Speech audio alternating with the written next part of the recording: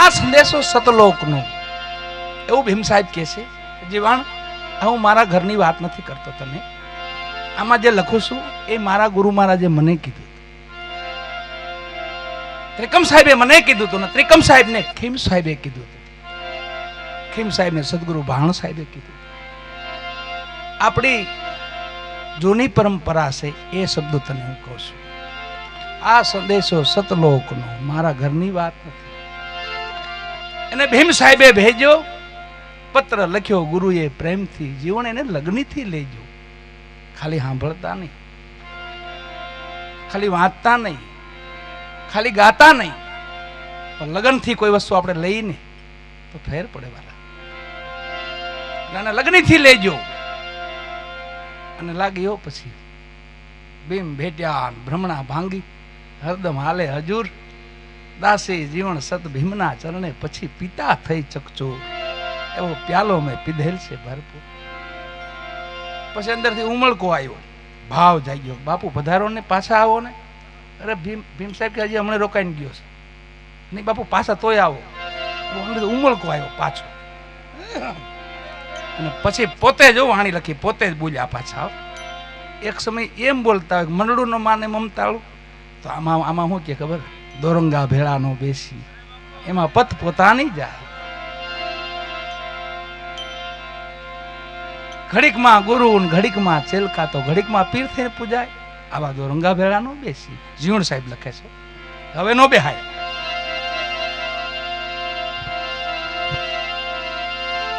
કામી ક્રોધી લોભીન લાલચું, કામી ક્રોધી લોભીન લાલચું, આ કોઈના દુખે નો દુભાય. એવા દોરંગા ભેળાનું બેસી. ઘડીકમાં રંગ ચડી જાય ને ઘડીકમાં ઉતરે, ઘડીકમાં તો વૈરાગી બની જાય. જીવણ સાહેબ કે એવા ભેગા નો બેહી. ભીમ ગુરુ વચને જીવન બોલિયા, આવા નર તો નક્કી નરકે લઈ. ચોખ્ખું ગુજરાતીમાં કીધું ને. પછી બેહવું ન બેહવું તો આપણે જોવું પડે ને થોડું. એટલો પંથ, આ કિલોમીટર તો આપણે કાપવાના સરપંચ. મોડદર આવું તો કિલોમીટર કાપીને આવવું પડે, એમને મોડદર ન પોગાય. અર્જુનભાઈની વાડી આવું થોડા કિલોમીટર કાપ્યા છે અમે, તઈ પૂગ્યા છે. એમ કોઈ ધર્મ કાર્યમાં જવું હોય ને તો કિલોમીટર તો પોતાને કાપવા પડે. વાતો કરી એમનું જુનાગઢ નો આવે. થોડા કિલોમીટર કા ભલે ધીમે ધીમે હાલી, બહુ ઉતામળ ન કરવી. આમાં ઉતામળ છે નહીં. કલજો કાંટાની વાડ જોઈ જોઈને પાવલા ધરજો, અજરા જરિયાનો જાય, થોડે થોડે સંતો સાધ પીજો, ધીરા હાલજો. એમ સતયુગમાં ભક્ત પ્રહલાદને આપણી ચિંતા થઈ કે કલિકાલના માનવ છે એ ભૂલી જાય, ભગવાનને ભૂલી જાય, ધર્મને ભૂલી જાય, મર્યાદા ભૂલી જાય, વિવેક ભૂલી જાય, ભાવ ભૂલી જાય, પ્રેમ ભૂલી જાય. તો એને ટકોર કરીને આગમ છે. સતયુગનું ભજન છે. આ વાણી કે આજકાલની થોડી ગવાય છે. તો સતયુગમાં પણ વાણી ગવાયેલી છે. ભક્ત પ્રહલાદ કે કલજુ કાંટાની વાડ, એમાં જોઈ જોઈને પાવ ધરજો વાલા. અજરા જરિયાણ, અજર પ્યાલો એ શબ્દનો પ્યાલો છે.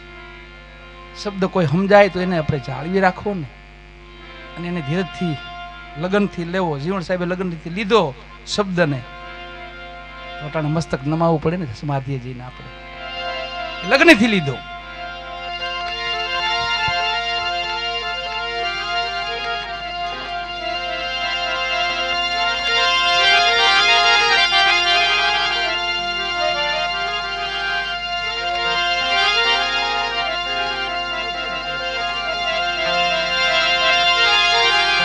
જીવણ સાહેબ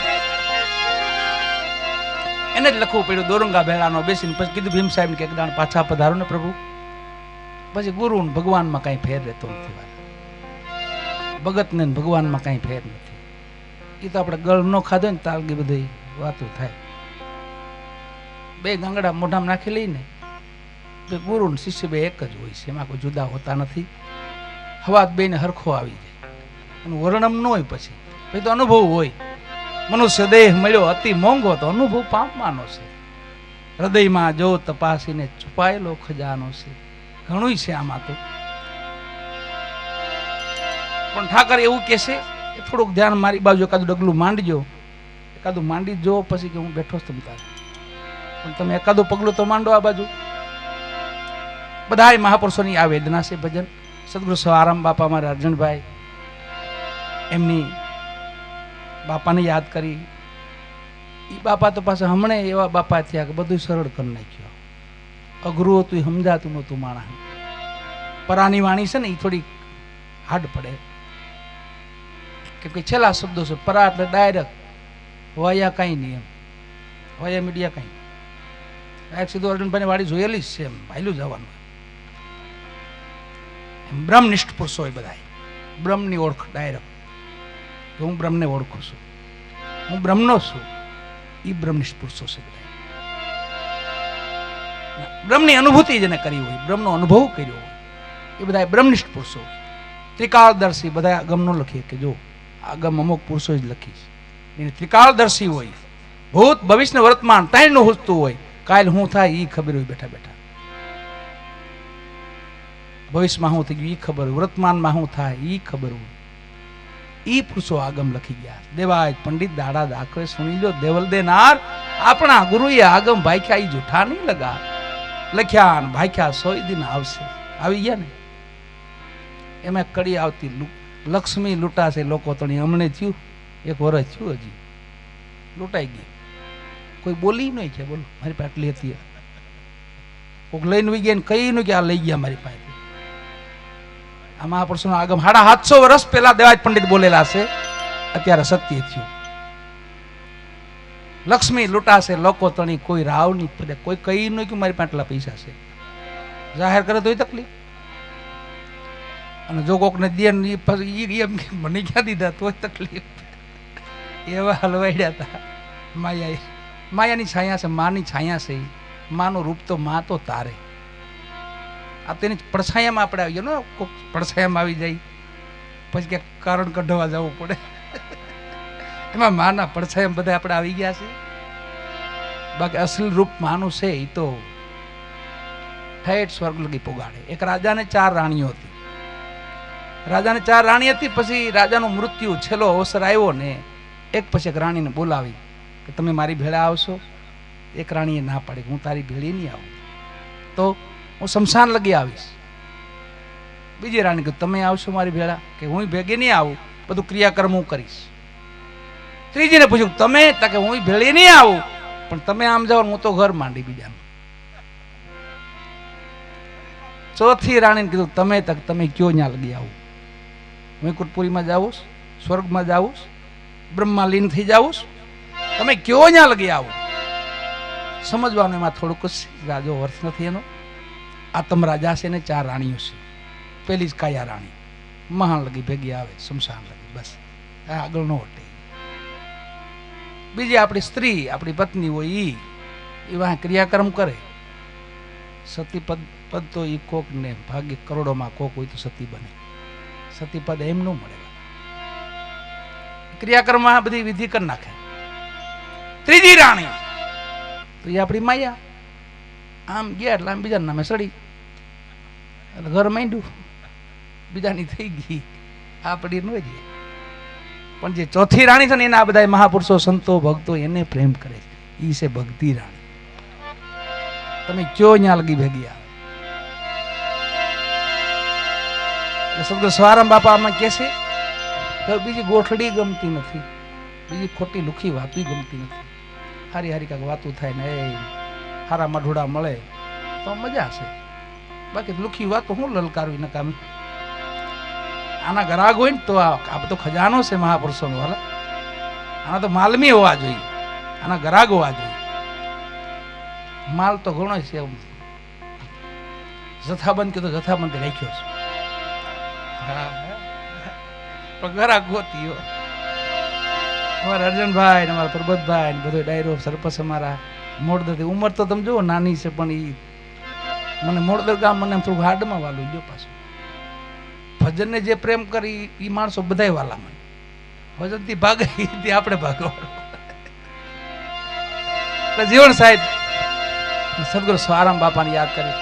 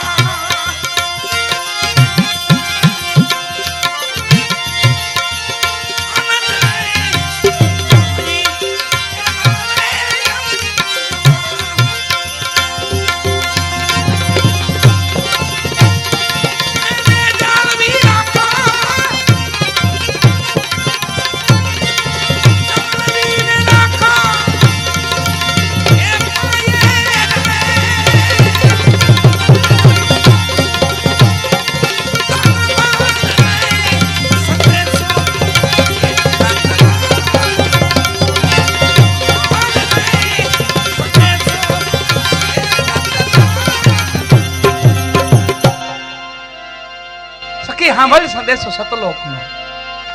સદગુરુ શાનમાં સમજાવે,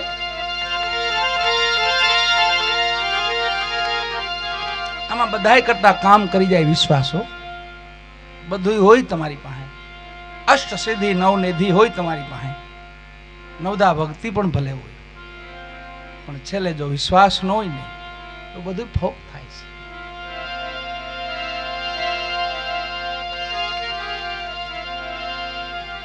વિશ્વાસનો દાખલો, વિશ્વાસ કોને કેવો, કેમ વિશ્વાસ આવે? મહાત્મા તુલસીદાસજી હતા ને, એની પાસે એક ભાઈ કાયમ આવતા, બાપુ કાંક ગુરુ મંત્ર આપો ને, કંઠી બાંધો ને. બાપુ કથામાં લવલીન હોય, ટાણું ટક જોવે ને આવે. હું મહાત્મા તુલસીદાસ 2-3 વર્ષ તો કાઢી નાખ્યા, ભાઈ હું સમય મળે તને મંત્ર આપી દઈશ. એકાંત પડે ને એકલા પડે નહીં બાપુ શું મહાત્મા તુલસીદાસજી કોક ના કોક ભક્તું બેઠા હોય, કા રામાયણનું રસપાન હાલતું હોય, કા ચોપાઈ બોલતા હોય, એમાં ટાઈમ મળે ને આ કયું નો વાટ જોવે. જંગલ ગયા એક દી, મહાત્મા તુલસીદાસ સવારમાં જંગલ ગયા, આને નક્કી થઈ ગયું કે હવે અહીંયા છે ને કોઈ હશે નહીં બાપુ ભેગા, અહીંયા ગુરુ મંત્ર માગી લો. જોઈજો કેમ વિશ્વાસ કેમ રહેશે એની વાત છે. અહીંયા બાપુ ભેગું કોઈ નહીં હોય, અહીંયા ગુરુ મંત્ર માગી લો. બાપુ બરાબર ડોલડાલ ગયા અને આધાર ઓથ લઈને થોડાક બેઠા તા પાસે નજીક આવીને, બાપુ હવે ગુરુ મંત્ર દેહો, અહીંયા કોઈ છે નહીં. અને મહાત્મા તુલસીદાસજીને ખીચ ચડી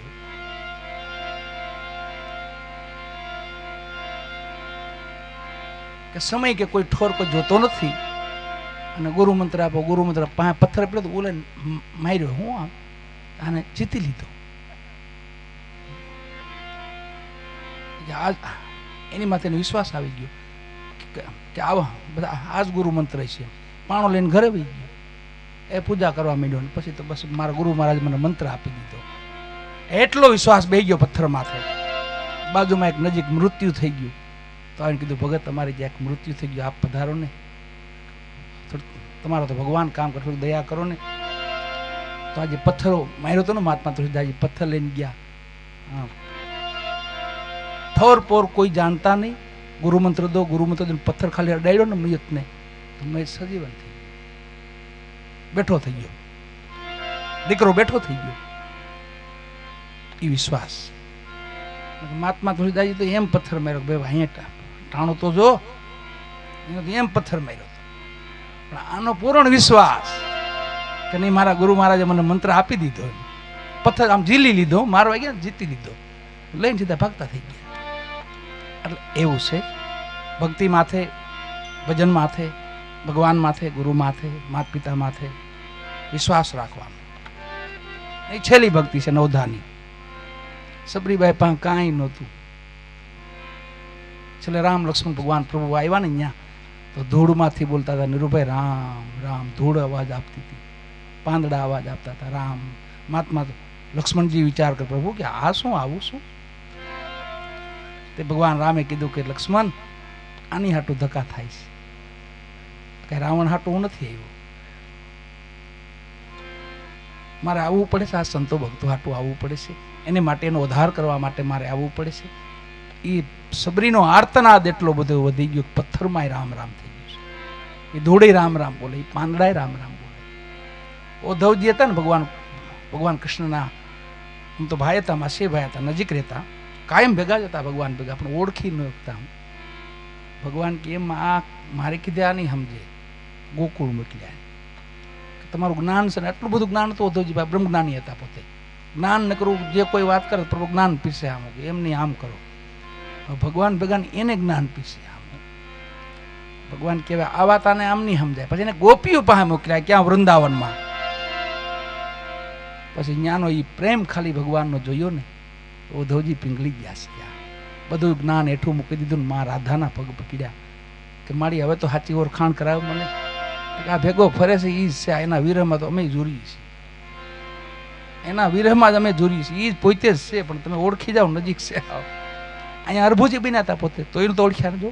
અરભુજી બન્યા હતા ને, એ માસે ભાઈ જ રામદેવ પીર બાપાના. ઉદ્ધવજી ઈ જ અરભુજી, ભગવાન કૃષ્ણ ઈ જ રામદેવજી. આમાં થોડુંક છેટું પડી ગયું હતું. સમાધિ ખોદાવી અને પછી આકાશવાણી થઈ અને પછી અરભુજી પાગલ જા બની ગયા. ઓહો, મારા ભગવાનને હું ઓળખી ન હોય, મારી ભેગાઈ રહ્યા એટલો સમય. 24 ફરમાન છે જી રામાપીર બાપાના, એ અરભુજીને સમાધિ સંભળાવેલા છે. કાયમ રાત પડે અરભુજી આવે સમાધિએ બેહે, નો અન્ન પાણી લે, ભગવાનના વિયોગમાં બેઠા છે. રાત્રિના ભગવાન આવે, મૂળ નિજ સ્વરૂપ લઈને આવે, અરભુજી આમાં બેહે, એક ભજન કાયમિક ભજન સમજાવે. ભક્તિ કરો તો અરભુ અગમ ભેદ જાણજો, હું કવિ વચનમાં હાલો, ધર્મ જૂનો અને અરભુ નિજાર પંતો આદિ. એમાં તમે મોટા મુનિવર થઈને માલો, ભક્તિ કરો તો અરભુ અગમ ભેદ જાણ. બાપુ બોલ્યા પરી બાપુ હમણે, સીતાજી પૂછે શ્રી રામને, કહો અમને વડા ધર્મની એક પ્રમાણ છે. રામદેવ પીર બાપાની વાણી છે. 24 ભજનો રામદેવ પીર બાપાના છે. એમાં સદગુરુ સ્વારામ બાપા, ફુલગર સ્વામી, અને એમને ભેટો છે મૂળન સાહેબ નો. આ સાહેબ વાણી છે, જે પરાવાણી તેને સરળ કરી દીધી બાપાએ. સખી સાંભળ સંદેશો સતલોકનો, સદગુરુ શાનમાં સમજાવે.